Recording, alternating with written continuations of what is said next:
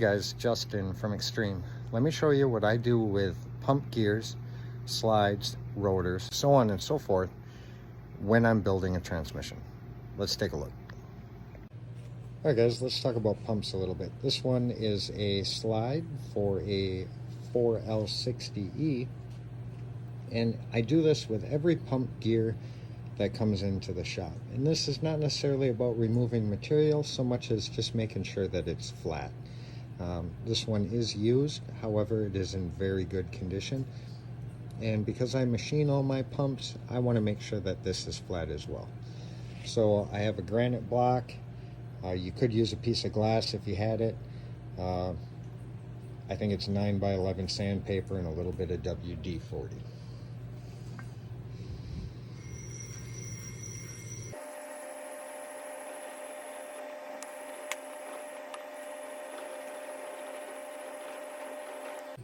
So we'll go rinse it off with some brake clean. Take a look. And you can see very quickly that it just cleans up the edges, make sure it's flat. Then when we go to machine the pump and we're taking our measurements for clearance, we know that we're working with something decent. Again, not so much about removing material, so much as making sure it's still flat. Same thing with the pump rotor.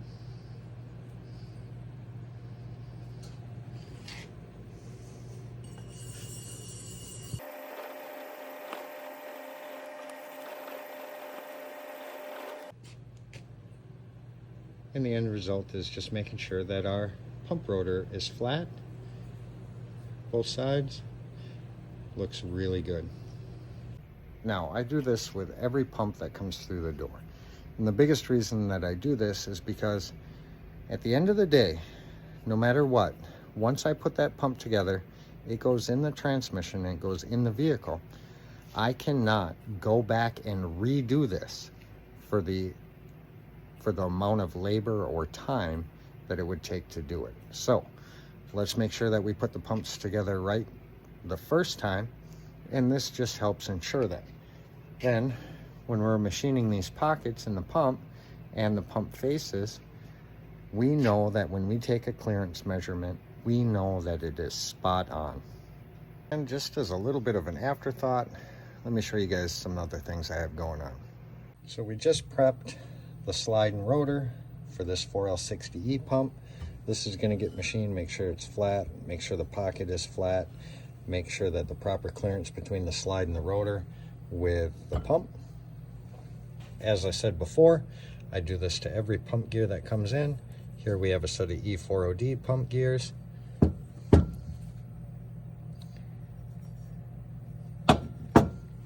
We have a couple of drums that are getting ready for machining, and we have an E4OD pump here that we will be machining as well.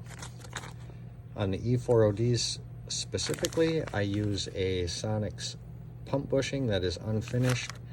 This gets pressed in the pump, and then it's custom fit to every single converter on E4OD, 4R100, C6, AOD, AODE, 4R70W.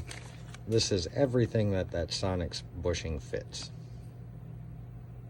Another side note, guys, you do not have to use a calibrated rock or piece of granite in order to do this.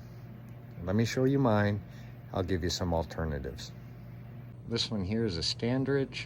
It came from MSC.